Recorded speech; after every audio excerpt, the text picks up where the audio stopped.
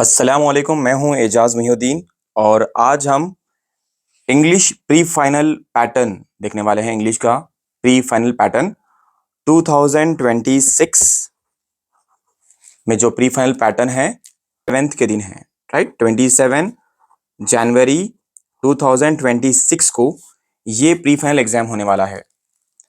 तो ये pre final exam में पेपर का पैटर्न कैसा होने वाला देखेंगे। सबसे पहली बिट जो है पार्ट ए, और पार्ट ए कितने मार्क्स के लिए रहने वाला है? 60 मार्क्स। और इसके लिए टाइम आपको कितना मिलने वाला है? 2 hours 30 मिनट्स। 2 hours 30 मिनट्स, ये आपका पूरा टाइम है।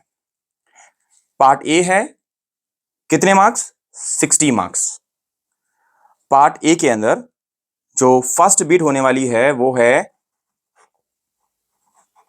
Questions 1 to 4।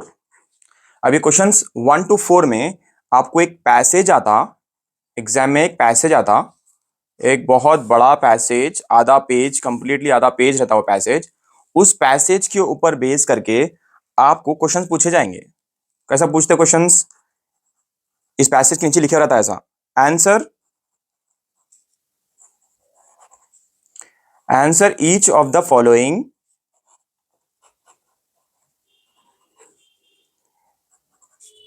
इन 3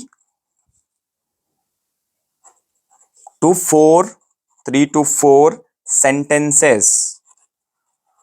मतलब इसके जो अब यहां सवाल आएंगे, ये सवालों के जवाब इसी पैसेज में रहेंगे, राइट। और यहां पे कितने क्वेश्चंस होने वाले हैं? अब 4 क्वेश्चंस। और कितने मार्क्स मिलने वाले हैं आपको? 4 क्वेश्चंस के 4 3 12 मार्क्स।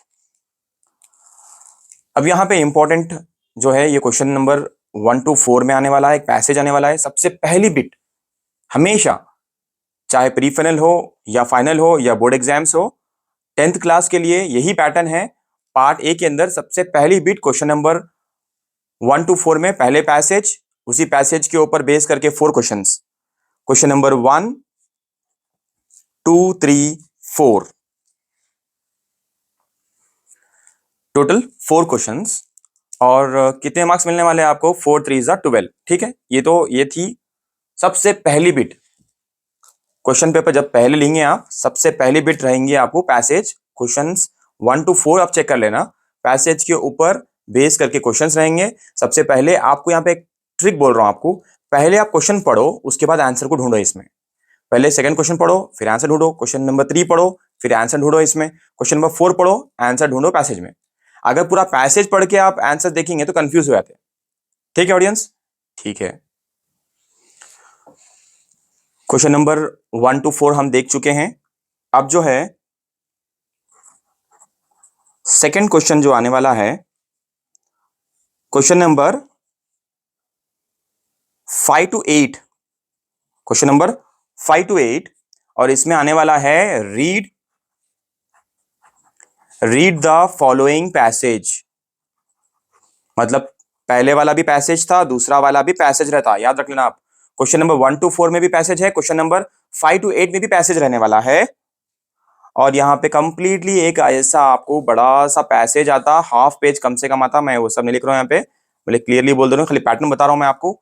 यहाँ पे आने वाला है पैसेज, इसी पैसेज के ऊपर बेस करके क्वेश्चंस रहने वाले हैं।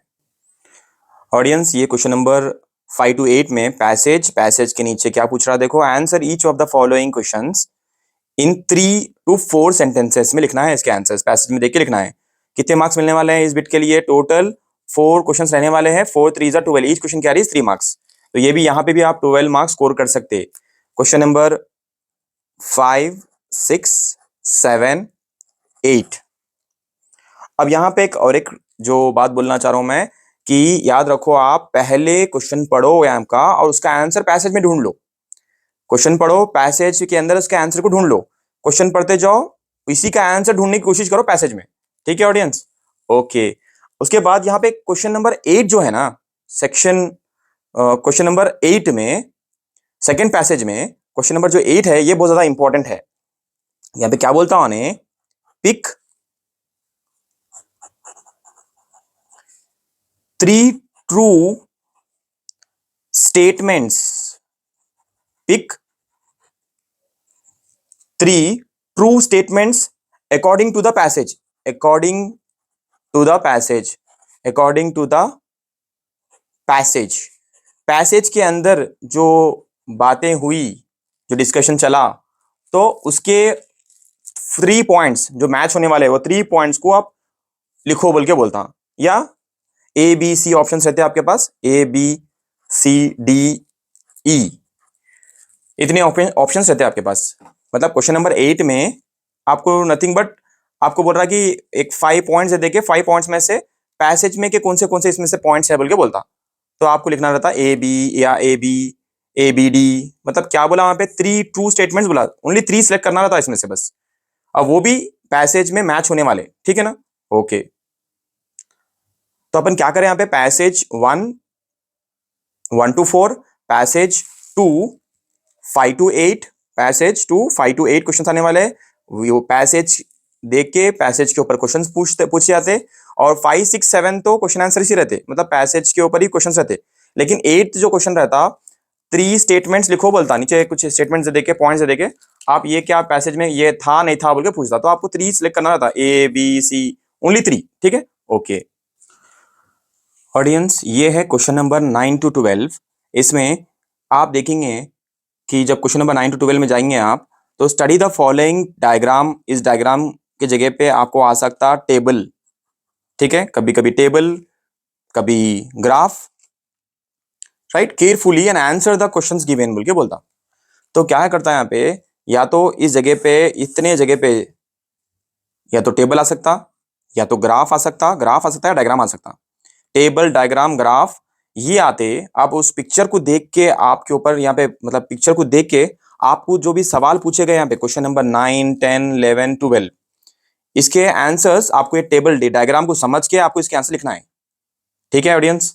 तो ये क्वेश्चन नंबर 9 to 12 बहुत बहुत इजी रहता है। ये 9 to 12 आसानी से मार्क्स स्कोर कर सकते हैं आप। क्या बोल रहा, कभी कभी क्या आते हैं यहाँ पे, टेबल आ सकते, डायग्राम ड्रॉ करके आता, या तो ग्राफ आता, टेबल आता, किसी चीज का टेबल आता, या तो डायग्राम आता, या तो ग्राफ आता। इन्हीं टेबल, डायग्राम, ग्राफ के ऊपर कितने क्वेश्चंस पूछ रहे, देख लो आप यहाँ पे 9 10 11 12, मतलब 4 क्वेश्चंस पूछे जाएंगे। कितने मार्क्स मिलते हैं इसके लिए, 4 2 8 मार्क्स। तो अपने को मालूम रहना, एग्जाम में जाके अपन बैठे तो थर्ड बिट जो रहती, कैसा भी डायग्राम वाली बिट रहती है बोलना। क्या बोलना, थर्ड बिट जो रहती डायग्राम वाली बिट रहती बोलना अपन, ठीक है। उसके बाद क्वेश्चन नंबर, अगर देखेंगे अपन क्वेश्चन नंबर 13 को, क्या देता क्वेश्चन नंबर 13 में, read the following, read the passage given below, focusing on the parts that are underlined. मतलब यहाँ पे भी एक पैसेज देता, उस पैसेज के अंदर थोड़े लाइंस अंडरलाइन करता उन्हें, right. Answer any 4 of the question as directed and write them in the answer booklet. और जो इसके आंसर्स रहते, क्वेश्चन नंबर 13 के आंसर्स किसमें लिखना रहता, बुकलेट के अंदर लिखना रहता, ठीक है। जितने भी क्वेश्चंस है पार्ट ए के सारे बुकलेट में लिखना रहता आपको, कोई भी आंसर शीट में नहीं, मतलब क्वेश्चन पेपर में लिखने का कुछ भी नहीं रहता। पार्ट बी जो रहता ना, उसको आप आंसर शीट में लिख सकते हैं, मतलब क्वेश्चन पेपर में लिख सकते हैं। पार्ट बी, पार्ट ए के जितने भी आंसर्स है वो सारे के सारे बुकलेट में लिखना पड़ता, आंसर शीट में लिखना पड़ता, राइट। ओके, क्वेश्चन नंबर 13 में एक पैसेज देता, अंडरलाइन करे रहते, उसमें क्वेश्चन कैसा पूछते, री राइट द सेंटेंस बोलता, कंबाइन द सेंटेंस। मतलब वो सेंटेंस को देख के पढ़ के अपन रीराइट द सेंटेंस बोल रहा, या कंबाइन द सेंटेंस बोल रहा, या तो क्या बोलता है यहाँ पे इस जगह पे, बिगिनिंग में वेरी फ्यू लगा के लिखो बोलता। कभी कभी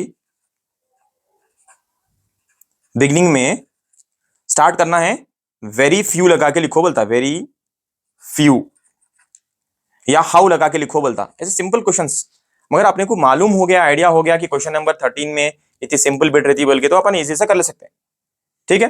कभी बोलता कि if you rewrite a sentence beginning with if you. Beginning ये दिखता आपको एग्जाम में, बिगिनिंग आया तो समझो शुरुआत में, कोई भी सेंटेंस के शुरुआत में लिखना रहता, यहाँ पे स्टार्टिंग में यहाँ पे कुछ लिख दिया अपन, फिर सेंटेंस लिख दिया, तो अपने को आंसर सही आता, ठीक है। ओके, तो इस तरीके से मैं पेपर पैटर्न को समझा रहा हूं आपको कि एग्जाम में जाके आप ढूंढना सेम तरीके से प्री फाइनल में भी, तो इससे आइडिया हो जाता आपको एग्जाम में कौन से बिट पे क्या आने वाला है और उसको अपन कैसा सॉल्व कर सकते हैं।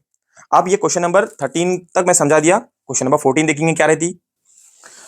ऑडियंस, ये है क्वेश्चन नंबर 14। क्वेश्चन नंबर 14 में क्या आ सकता बोले तो ये इंपॉर्टेंट है, क्योंकि क्वेश्चन नंबर 14 में हमेशा अक्सर, चाहे वो SA1 हो या SA2 हो या प्री फाइनल हो या फाइनल एग्जाम्स हो या बोर्ड एग्जाम्स हो, सब में आपको क्वेश्चन नंबर 14 में मैक्सिमम अक्सर कन्वर्सेशन पूछता। कन्वर्सेशन किसको बोलते हैं? जब दो लोग बात करते हैं ना, ए और बी, एक्स और वाई दोनों बात करें, समझो हेलो हाउ आर यू, ने बोला आई एम फाइन, तो इसको बोलते हैं एक्सचेंज। क्या बोलते हैं? Exchange. Hello how are you, I am fine, जवाब दिया, एक सवाल पूछा, एक जवाब दिया, उसको बोलते हैं एक्सचेंज, बोलते हैं एक्सचेंज। यहाँ पे लिखा नाम है एक्सचेंजेस। 10 से 12 एक्सचेंजेस लिखना रहता है इसमें।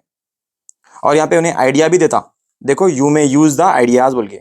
अच्छा, क्वेश्चन नंबर 14 में क्या क्या आता बोले तो याद रखो आप, एक तो है सबसे इंपॉर्टेंट है, कन्वर्जेशन आने के चांसेस बहुत ज्यादा है। उसके बाद है नरेटिव, कोई हादसा हुआ आप देखे तो उसके बारे में बयान करना। तो कैसा बयान करना है, वो सारे पॉइंट नीचे देता आपको, उस हिसाब से आपको लिखना है। अगर वो नहीं आया तो इंटरव्यू आता, किसी का आप इंटरव्यू ले रहे हैं तो इंटरव्यू बनाओ, इंटरव्यू के क्वेश्चंस बनाओ बोल के बोलता। या तो उसके जगह पे अगर वो भी नहीं आया तो डिस्क्रिप्शन आता।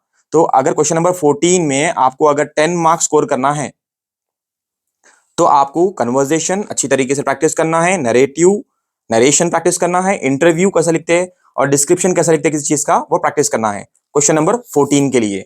अब इसके बाद नीचे यहाँ पे क्लियरली बोलता है you may use the following ideas. आप ये पॉइंट जो है यहाँ पे लिखे हुए, इसको इस्तेमाल करके ही लिखना है। जैसे कि अगर इंट्रोड्यूस कर रहे हैं बोलते हो कन्वर्जेशन में, इंट्रोड्यूस करना कराना पहले, राइट। कन्वर्जेशन में इंट्रोडक्शन से स्टार्ट करना, फिर यहाँ पे जो मेंशन कराना, ये आइडियाज को इस्तेमाल करके ही लिखना आप, तो आपको अच्छे मार्क्स मिलते हैं। ठीक है, कितने मार्क्स मिलने वाले हैं? 10 मार्क्स।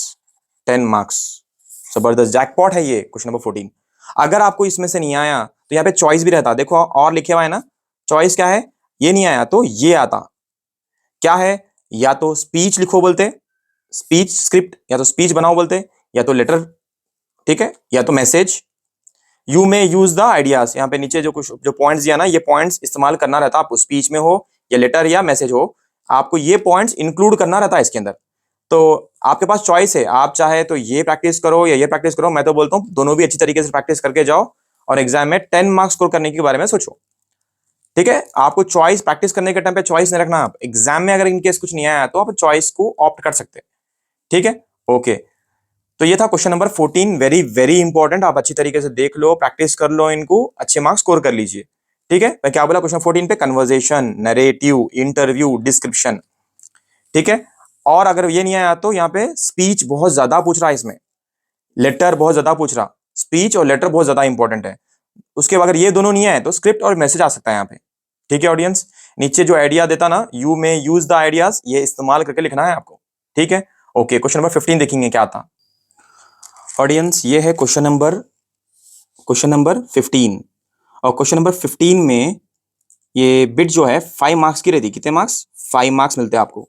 ये 5 मार्क्स अगर आपको होना है तो आपको नोटिस का पैटर्न, नोटिस का जो स्टाइल है, नोटिस किस तरीके से लिखा जाता उसको प्रैक्टिस करना पड़ता आपको। नोटिस, या तो नोटिस आ सकती है यहाँ पे, या तो डायरी एंट्री आ सकती, या तो मैसेज।